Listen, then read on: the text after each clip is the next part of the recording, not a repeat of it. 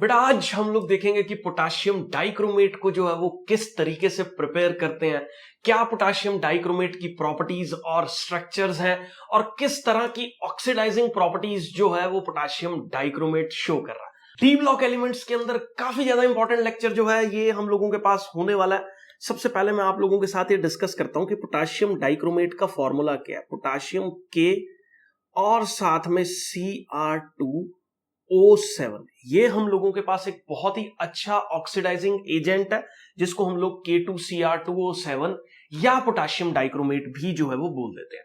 ये potassium dichromate की बहुत ज्यादा अहमियत है, बहुत इंपॉर्टेंट केमिकल है। लेदर इंडस्ट्री, चमड़े की फैक्ट्रीज में काफी ज्यादा इसको इस्तेमाल करते हैं और बहुत सारे एजोज और डाइज को प्रिपेयर करने के लिए हम लोग इसका इस्तेमाल जो है वो करते हैं। क्वेश्चन ये आता है इसको प्रिपेयर जो है वो किस तरीके से किया जाता है। तो इसकी प्रिपरेशन के लिए हम लोगों के पास एक ओर होती है जिसका हम लोग इस्तेमाल करते हैं, उसको हम लोग बोलते हैं क्रोमाइट ओर। क्रोमाइट ओर जो है उसका फॉर्मूला रहता है FeOCr2O3 या इसको FeCrO4 भी हम लोग जो है वो बोल देते हैं। तो इसका जनरल स्टेप्स क्या है कि क्रोमाइट ओर को पहले हम लोग जो है वो क्रोमेट्स में चेंज करते हैं। जैसे यहां पे लिखा हुआ है कि क्रोमाइट ओर को जो है वो पहले क्रोमेट्स में चेंज किया जाता है और जो क्रोमेट्स हैं उसको आगे फर्दर जो है वो हम लोग किस में कन्वर्ट कर देते हैं, डाइक्रोमेट्स के अंदर जो है वो कन्वर्ट कर देते हैं। अब किस तरह से ये रिएक्शन हो रही है, हम लोग फ्यूज करते हैं किसको, क्रोमाइट ओर को किसके साथ फ्यूज करते हैं, सोडियम का या पोटाशियम का कार्बोनेट जो है उसके अंदर हम लोग एक्सेस एयर के अंदर जो है वो इनका रिएक्शन जो है वो करवाते हैं। अब देखो ये जो क्रोमाइट ओर थी जो हमने यहां पे FeCr2O4 लिया, वो जब सोडियम कार्बोनेट से ऑक्सीजन की प्रेजेंस में रिएक्ट करता है तो वो हम लोगों के पास एक क्रोमेट, सोडियम क्रोमेट के अंदर जो है वो चेंज हो जाता है।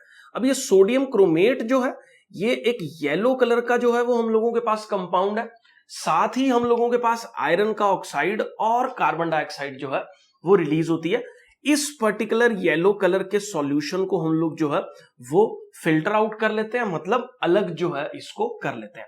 तो सबसे पहले हमने क्या किया, क्रोमाइट ओर को सोडियम या पोटाशियम के कार्बोनेट के साथ जो है वो ट्रीट किया, जिससे हम लोगों के पास जो है वो सोडियम का क्रोमेट जो कि एक येलो कलर का सॉल्यूशन है उसको हमने क्या कर लिया, फिल्टर आउट जो है वो कर लिया। अब देखो क्रोमेट्स हम लोगों के पास बन चुके हैं, इससे नेक्स्ट स्टेप जो है वो हम लोगों को क्रोमेट्स को जो है वो डाइक्रोमेट्स में चेंज करना है। अब ये कैसे होगा, नेक्स्ट स्लाइड पे बेटा जी मूव कर रहे हैं तो यहां पे ध्यान से देखो जरा, जो ये हम लोगों के पास सोडियम का क्रोमेट फॉर्म हुआ है इसको हम लोग एक एसिडिक ट्रीटमेंट के थ्रू जो है वो डाइक्रोमेट्स में जो है वो चेंज कर देते हैं। अब ये एसिडिक ट्रीटमेंट कैसे हम लोग कर रहे हैं, हम लोग सोडियम क्रोमेट के अंदर सल्फ्यूरिक एसिड जो है वो डाल रहे हैं।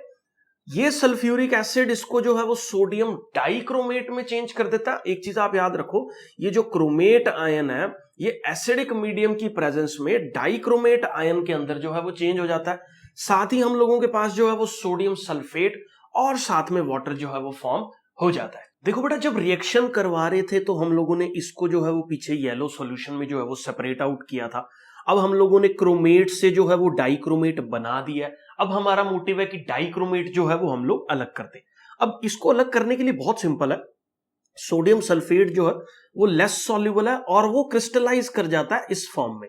तो ये जो है सारा का सारा क्रिस्टलाइज करके बाहर निकल जाता है और हम लोगों के पास जो है सोडियम का डाइक्रोमेट जो है वो बन जाता है। अब हम लोग जो है वो प्रिपरेशन किसकी कर रहे हैं, बेसिकली हम लोगों को प्रिपेयर करना है पोटाशियम का डाइक्रोमेट। अब इसके अंदर जो है सोडियम का रिप्लेसमेंट करना है किससे, पोटाशियम से, और हम लोगों का जो प्रेपरेशन है वो बिल्कुल रेडी है। आगे बढ़ रहे हैं बेटा जी, हम लोग यहां पे देखो बहुत सिंपल एक ट्रिक यूज करते हैं, पोटाशियम का सॉल्ट यूज करते हैं KCl। ये KCl क्या कर रहा है, इस सोडियम को यहां से डिस्प्लेस कर रहा है और ये K2Cr2O7 में कन्वर्ट हो रहा है और ये सोडियम जो है वो यहां पे क्लोरीन के साथ जो है वो रिएक्ट कर रहा है। Kind of double displacement reaction जो है वो यहां पे हम लोगों के पास टेक प्लेस कर रही है। और ये जो ऑरेंज कलर का क्रिस्टल है किस चीज का, पोटाशियम डाइक्रोमेट का, ये क्रिस्टलाइज आउट हो जाता है, मतलब बाहर जो है वो क्रिस्टल्स की फॉर्म में हम लोगों के पास जो है वो निकल जाता है। तो हमने क्रोमाइट ओर से पहले क्रोमेट्स में चेंज किया, फिर क्रोमेट्स को हमने डाइक्रोमेट्स में चेंज किया और हम लोगों के पास ये ऑरेंज कलर के क्रिस्टल्स किसके, पोटाशियम डाइक्रोमेट के जो है वो अवेलेबल हो जाते हैं। अब एक चीज जो आपको ध्यान देनी है वो क्या, कि हम लोगों के पास पोटाशियम डाइक्रोमेट भी है, हम लोगों के पास सोडियम डाइक्रोमेट भी है, दोनों एज ए ऑक्सीडाइजिंग एजेंट्स हम लोग इस्तेमाल कर सकते हैं, लेकिन वॉल्यूमेट्रिक एनालिसिस के अंदर हम लोग जो है वो पोटाशियम डाइक्रोमेट को यूज करते हैं। इसका कारण क्या है, सोडियम का डाइक्रोमेट हाइग्रोस्कोपिक है, ये वाटर के मॉलिक्यूल्स को एब्जॉर्ब कर लेता है, जिससे इस क्रिस्टल के मास जो है वो चेंज हो जाता है, जिससे बहुत सारी वेरिएशंस कैलकुलेशंस के अंदर जो है वो हम लोगों को आ जाती है। आगे बेटा जी हम लोग देखेंगे कि ये जो पोटाशियम डाइक्रोमेट है इसकी क्या क्या प्रॉपर्टीज जो है वो हम लोगों के पास रहती हैं। सबसे पहले एक ये ऑरेंज रेड कलर का जो है वो क्रिस्टलाइन सॉलिड है, जिसका मेल्टिंग पॉइंट जो है वो हम लोगों के पास 670 केल्विन के बराबर जो है वो होता है। ये कंपाउंड हम लोगों के पास सॉल्युबल रहता है कोल्ड वाटर के अंदर, कम सॉल्युबल है थोड़ा सा, और लेकिन ये रेडली सॉल्युबल हो जाता है हॉट वाटर के अंदर। मतलब पानी अगर गर्म है तो पोटाशियम डाइक्रोमेट जो है हम लोगों के पास है वो ज्यादा सॉल्युबल रहता है, और मॉडरेटली मतलब थोड़ा सा कम सॉल्युबल होता है ठंडे पानी के अंदर। एक बहुत ज्यादा इंपॉर्टेंट रिएक्शन है हम लोगों के पास, ये K2Cr2O7 का अगर हम लोग जो है वो थर्मल डिकम्पोजिशन करें, मतलब इसको जो है वो हीट करें, तो हम लोगों के पास पोटाशियम का डाइक्रोमेट जो है वो पोटाशियम के क्रोमेट के अंदर चेंज हो जाता है। साथ में हम लोगों के पास Cr2O3 जो है वो बन जाता है, जिसको हम लोग क्रोमिक ऑक्साइड जो है वो बोलते हैं, और साथ ही ऑक्सीजन का जो है वो रिलीज हम लोगों के पास यहाँ पे होता है। काफी ज्यादा इंपॉर्टेंट रिएक्शन है। डाइक्रोमेट का थर्मल ट्रीटमेंट किया तो हम लोगों के पास डाइक्रोमेट से क्रोमेट बन गया, साथ ही क्रोमिक ऑक्साइड का फॉर्मेशन हो रहा है और ऑक्सीजन रिलीज हो रही है। आई होप ये क्लियर है। नेक्स्ट हम लोग देखेंगे कि किस तरीके से हम लोगों के पास एक पीएच को वेरी करने से, मतलब सॉल्यूशन एसिडिक या बेसिक होने से, बहुत सारी ऐसी कैरेक्टरिस्टिक्स हैं जो क्रोमेट की और डाइक्रोमेट्स की जो है वो हम लोगों के पास रहती हैं। जैसे फॉर एग्जांपल अगर क्रोमेट हम लोगों के पास है, क्रोमेट और डाइक्रोमेट में मैं आपको एक बार फिर से डिफरेंस बता देता हूं। ये हम लोगों के पास है क्रोमेट का आयन, और डाइक्रोमेट मतलब जिसमें 2 क्रोमियम है, तो ये डाइक्रोमेट हो गया। अब अगर क्रोमेट को एसिडिक मीडियम में रखा जाए या क्रोमेट के अंदर पीएच की वैल्यू कम हो जहां पे क्रोमेट प्रेजेंट है, तो क्रोमेट हम लोगों के पास जो है वो किस में कन्वर्ट हो जाता है, डाइक्रोमेट्स में जो है वो कन्वर्ट हो जाता है। ये चीज हमने प्रिपरेशन में भी जो है वो सेकंड स्टेप के अंदर देखी है, जिसमें सोडियम का जो क्रोमेट है उसमें सल्फ्यूरिक एसिड डाल के हम लोग डाइक्रोमेट के अंदर जो है वो चेंज कर देते हैं। ऐसे ही अगर डाइक्रोमेट है उसको अगर वापस से क्रोमेट में चेंज करना है तो हम लोग उसको बेसिक मीडियम के अंदर जो है या पीएच इंक्रीज कर देते हैं, एक बेस वाला पीएच जो है वो रख लेते हैं, जिससे जो है वो हम लोगों के पास फिर से किसमें चेंज हो जाता है, क्रोमेट के अंदर जो है वो चेंज हो जाता है। अब ये दोनों आयंस जो है वो इक्विलिब्रियम पे रहते हैं, कितने पीएच पे, अगर पीएच की वैल्यू 4 है तो हम लोगों के पास जो CrO4 2 नेगेटिव है that will be in equilibrium with Cr2O7 2 negative. कितने पीएच पे, ये पीएच की वैल्यू 4 पे जो है वो इक्विलिब्रियम पे जो है वो हम लोगों के पास ये रहेंगे। आई होप बेटा जी ये जो है वो आपको क्लियर है। नेक्स्ट जो है वो हम लोग स्ट्रक्चर देखने वाले हैं कि क्रोमेट आयन का स्ट्रक्चर जो है वो क्या होता है। एनसीईआरटीज में भी ये येलो कलर का हम लोगों के पास जो है वो बना रखा है, तो जिससे ये रिप्रेजेंट कर रहा है कि ये जो क्रिस्टल हम लोगों के पास है ये एक येलो कलर का क्रिस्टल जो है वो रहता है। इसमें क्रोमियम की जो ऑक्सीडेशन स्टेट है वो बेटा जी +6 ऑक्सीडेशन स्टेट है, और ये जो कंपाउंड है हम लोगों के पास एक टेट्राहेड्रल स्ट्रक्चर को जो है वो शो कर रहा है। टेट्राहेड्रल स्ट्रक्चर हम लोगों के पास कैसे शो कर रहा है, ये एंगल जो है ये 4 बॉन्ड्स इसने बना रखे हैं, तो और यहाँ पे टेट्राहेड्रल स्ट्रक्चर का जो क्रोमेट आया ना वो हम लोगों के, इसमें मेन इसकी ऑक्सीडेशन स्टेट क्या है आपको पता होना चाहिए, दूसरा कलर क्या है वो आपको बहुत जरूर जो है वो याद रखना है इसका। आई होप ये क्लियर है। नेक्स्ट स्लाइड पे बेटा जी मूव कर रहे हैं। आगे हम लोग बात करेंगे बेटा डाइक्रोमेट के स्ट्रक्चर की। डाइक्रोमेट का जो आयन है हर क्रोमियम के ऊपर देखो इसको यहाँ पे, तो ये 4 ही बॉन्ड बना के बैठा हुआ है। अगर इस क्रोमियम की बात करें तो ये भी 4 ही बॉन्ड बना के बैठा है जैसे क्रोमेट आयन ने बना रखे हैं, बट यहाँ पे क्रोमियम की ऑक्सीजन के साथ एक लिंकेज हो रखी है जिसमें ये प्रोडक्ट का फॉर्मेशन जो है वो हो रहा है। तो CrO Cr लिंकेज जो है वो हम लोगों के पास यहाँ पे प्रेजेंट है। दूसरा, ये एक ऑरेंज कलर का क्रिस्टल जो है वो हम लोगों के पास रहता है, जो कि डाइक्रोमेट आयन है, 2 नेगेटिव इस पे जो है वो चार्ज होता है, ठीक है। और इसका जो एंगल है, बॉन्ड का एंगल ये वाला 126 है, ये 163 है और ये 179 है। मेन देखो यहां पे आपको क्या पता होना चाहिए, ये सारी की सारी जो है वो 163 वाली है, हाँ, लेकिन ये जो है वो यहां पे हम लोगों के पास 179 है। तो पेपर में क्वेश्चन देखो कॉम्पिटिटिव पॉइंट ऑफ व्यू से ये चीजें कई बार इग्नोर हो जाती हैं। तो क्या all CRO bond in dichromate equivalent in size? तो आंसर है नो, क्योंकि 2 बॉन्ड्स जो हैं वो इसके अंदर 179 के रहने वाले हैं, जो CR-OCR लिंकेज जो है वो हम लोगों के पास कर रहे हैं। और दूसरा, ये जो है वो हम लोगों के पास जो है वो 163 पिकोमीटर्स के जो है वो होते हैं। आई होप बेटा जी ये जो है वो क्लियर है। नेक्स्ट स्लाइड में हम लोग जो है वो मूव कर रहे हैं। ये स्ट्रक्चर एनसीईआरटी में गिवन नहीं है, लेकिन ये पेपर पॉइंट ऑफ व्यू से काफी ज्यादा इंपॉर्टेंट है। इसको हम लोग बटरफ्लाई स्ट्रक्चर भी बोल देते हैं। अब बटरफ्लाई स्ट्रक्चर के अंदर आपको किस चीज का ध्यान देना है, ये है क्या हमारे पास, इट इज क्रोमियम का पर ऑक्साइड। क्रोमियम के पर ऑक्साइड का फॉर्मूला हम लोगों के पास क्या रहता है, CrO5। अब ये इसमें स्ट्रक्चर कैसे फॉर्म कर रहा है, ये पर ऑक्साइड क्यों है, सबसे पहले ये देख लो। इसमें ऑक्सीजन ऑक्सीजन का लिंकेज जो है वो आपस में प्रेजेंट है, तो जहां पे भी ऑक्सीजन ऑक्सीजन आपस में बॉन्डिंग करके बैठे हुए हैं उनको जो है वो हम लोग पर ऑक्साइड्स बोल देते हैं।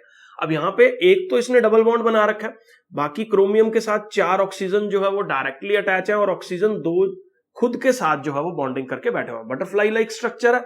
कलर इस पर्टिकुलर पर ऑक्साइड का जो है वो हम लोगों के पास ब्लू रहता है, और इसके अंदर जो ऑक्सीडेशन स्टेट है वो हम लोगों के पास जो है वो 6 पॉजिटिव रहती है। आई होप ये जो है वो क्लियर है कि क्रोमियम पर ऑक्साइड का स्ट्रक्चर क्या है। काफी बार कॉम्पिटिटिव पॉइंट ऑफ व्यू से ये सब चीजें जो है वो पूछी गई है। नेक्स्ट स्लाइड पे बेटा जी मूव कर रहे हैं। अब हम लोग देखने वाले हैं कि ऑक्सीडाइजिंग प्रॉपर्टीज सोडियम और पोटाशियम डाइक्रोमेट्स की किस तरीके की जो है वो हम लोगों के पास रहती है। काफी इंपॉर्टेंट कॉन्सेप्ट हम लोगों के पास ये होता है। तो सबसे पहले आप एक चीज अपने दिमाग में बिठा लो कि एसिडिक मीडियम की अगर मैं बात करूं, कौन से मीडियम की बात कर रहा हूं, ध्यान से समझना इस चीज को ना। एसिडिक मीडियम की बात कर रहा हूं। एसिडिक मीडियम के अंदर अगर मैं किसको लेके जाऊं, पोटाशियम के डाइक्रोमेट को जो है वो लेके जाऊं, तो ये पोटाशियम का डाइक्रोमेट, इसको एसिडिक मीडियम में मैं लेके जाऊं, तो इस पर्टिकुलर कॉम्बिनेशन की टेंडेंसी रहती है इलेक्ट्रॉन्स को एक्सेप्ट करने की। अगर कोई कंपाउंड इलेक्ट्रॉन्स को एक्सेप्ट कर रहा है तो वो कंपाउंड जो है हम बोलते हैं कि वो कंपाउंड रिड्यूस हो रहा है। जो इलेक्ट्रॉन्स को रिलीज करता है वो कंपाउंड जो है वो ऑक्सीडाइज होता है। अब यहां पे क्योंकि ये इलेक्ट्रॉन्स को एक्सेप्ट कर रहा है तो it means dichromate ion is getting reduced. अगर ये कंपाउंड रिड्यूस हो रहा है तो मतलब किसी दूसरे को ऑक्सीडाइज कर रहा होगा, क्योंकि ये जो इलेक्ट्रॉन्स इसके पास आए हैं ये कहीं से आए होंगे, कहीं से खींचे होंगे इसने। वो कंपाउंड जिसने इलेक्ट्रॉन इसको दिए होंगे वो क्या हो गया, ऑक्सीडाइज हो गया। तो इसीलिए ये एक ऑक्सीडाइजिंग एजेंट का जो है हम लोगों के पास काम करता है। तो डाइक्रोमेट का आयन इलेक्ट्रॉन्स को गेन करके जो है वो दूसरी स्टेट के अंदर जो है वो हम लोगों के पास चेंज हो जाता है, विच इज Cr3 पॉजिटिव। मतलब इन शॉर्ट आप ये याद रखो कि डाइक्रोमेट आयन इलेक्ट्रॉन्स को एक्सेप्ट करने की टेंडेंसी रखता है, इलेक्ट्रॉन्स को खींचने की टेंडेंसी रखता है, और दूसरे कंपाउंड्स जो हैं इसकी प्रेजेंस में अपना इलेक्ट्रॉन इसको दे देते हैं, क्योंकि ये एक स्ट्रॉन्ग ऑक्सीडाइजिंग एजेंट जो है वो हम लोगों के पास रहता है। जैसे for example 6I negative, I negative के पास फालतू इलेक्ट्रॉन है, डाइक्रोमेट आयन की प्रेजेंस में ये इसका इलेक्ट्रॉन छीन लेता है और इसको बोलता है कि भाई तू अपना एक अलग कंपाउंड जो है वो बना ले। तो I नेगेटिव हम लोगों के पास I2 में जो है वो चेंज हो जाता है। ऐसे देखो SN2 पॉजिटिव है, SN2 पॉजिटिव से भी इवन ये 2 इलेक्ट्रॉन्स छीन लेता है और SN जो है वो किसके अंदर चेंज हो जाता है, 2 इलेक्ट्रॉन लूज करने के बाद 4 पॉजिटिव स्टेट के अंदर जो है वो चेंज हो जाता है। उसके बाद H2S, यहां पे S2 नेगेटिव है, S2 नेगेटिव से भी इलेक्ट्रॉन छीन लेता है और इसको किस में चेंज कर देता है, ये सल्फर में चेंज कर देता है।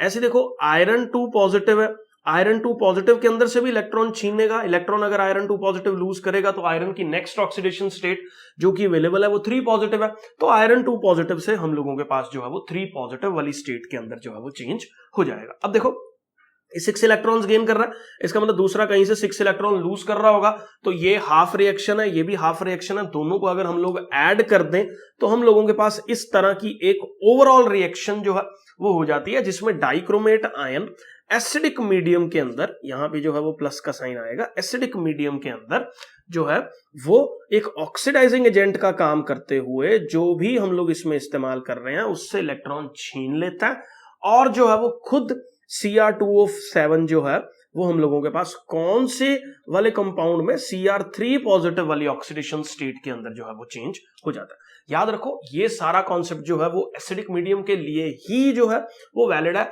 वहीं पे डाइक्रोमेट जो है वो एसिडिक मीडियम के अंदर Cr3 पॉजिटिव स्टेट में जो है वो चेंज होता है। आई होप बेटा जी ये क्लियर है, इतना ही एनसीईआरटीज के अंदर जो है वो आपको जानना है। नेक्स्ट लेक्चर्स के अंदर जो है वो पोटेशियम परमैंगनेट्स के बारे में डिस्कस कर रहे हैं। वीडियो अच्छा लगा तो चैनल को सब्सक्राइब कर दीजिए और लाइक और शेयर करना बिल्कुल मत भूलिएगा।